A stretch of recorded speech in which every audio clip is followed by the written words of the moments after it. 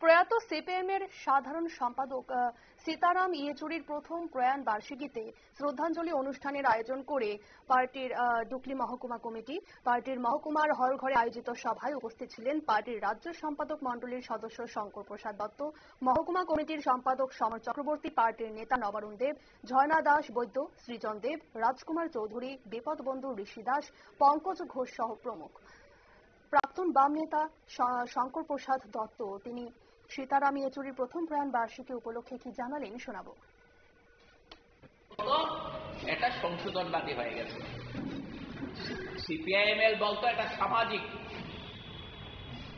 Soviet ইউনিয়নকে যেমন তারা বলতো সামাজিক সাম্রাজ্যবাদী শক্তি, ঠিক একইভাবে আমাদেরকে চিহ্নিত করার চেষ্টা হয়েছিল যে এখানে আমরা সঠিক রাস্তায় সঠিক পথে অগ্রসর হচ্ছি না।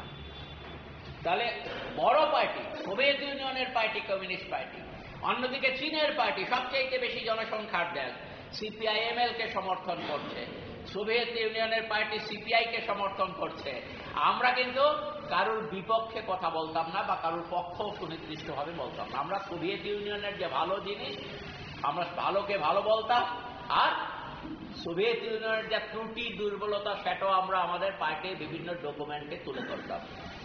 ঠিক একইভাবে ওই চীনের যে কথা আছে, চীনের চেয়ারম্যান আমাদের চেয়ারম্যান, এটা কি করে হয়? আরেকটা দেশের একজন মানুষ আমাদের দেশের চেয়ারম্যান কি করে হবে?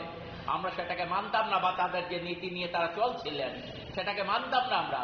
আপনারা যারা বয়স্ক, যারা 60 বছরের উপর যাদের বয়স, যারা রাজনীতির খবরাখবর যারা রাখেন, জানেন এখানে মহারানীতে, উদয়পুর মহকুমার মহারানীতে, সেখানে ছোট্ট কিছু জমির মালিক এলফুস মিয়া, সেই এলফুস মিয়াকে এখানকার নকশালবাদীরা তারা খতম করেছিল, গুলি করে মেরেছিল এলফুস মিয়াকে মহারানীতে, উদয়পুরের।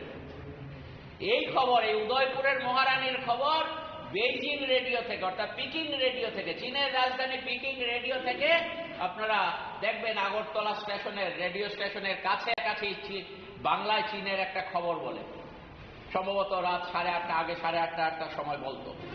সেই চীনের সেখানে রেডিও স্টেশন থেকে বাংলায় সেখানে খবর বলছে এখানে বিপ্লব শুরু হয়ে গেছে ভারতবর্ষের ত্রিপুরা রাজ্যে। এখানে জোরদার এলফুস মিয়াকে খতম করার মধ্য দিয়ে এখানকার বিপ্লবীরা তারা এখানে বিপ্লবী কর্মকাণ্ড শুরু করে দিয়েছেন। তাহলে এই সমস্তগুলো চিন্তা ভাবনা দৃষ্টিভঙ্গির ভুল ছিল। আমরা কিন্তু কারোর পক্ষ ছিলাম না, পুরোপুরি কারোর বিপক্ষ ছিলাম না। পরবর্তী সময়ে দেখা গেল যে সিপিআইএল লাইন ভুল বলে পরিচিত হয়েছে, সিপিআইএমএল এর লাইন ভুল বলে পরিচিত হয়েছে। সোভিয়েত ইউনিয়নের কমিউনিস্ট পার্টিও আমাদের ডাকতো, চীনের কমিউনিস্ট পার্টিও আমাদের ডাকতো।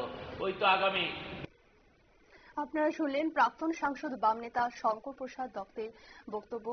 আজ পার্টির ডুকলি মহকুমা কমিটি প্রয়াত সিপিএম এর সাধারণ সম্পাদক সীতারাম ইয়েচুরির প্রথম প্রয়াণ বার্ষিকী উপলক্ষে শ্রদ্ধাঞ্জলির মাধ্যমে আয়োজন করে।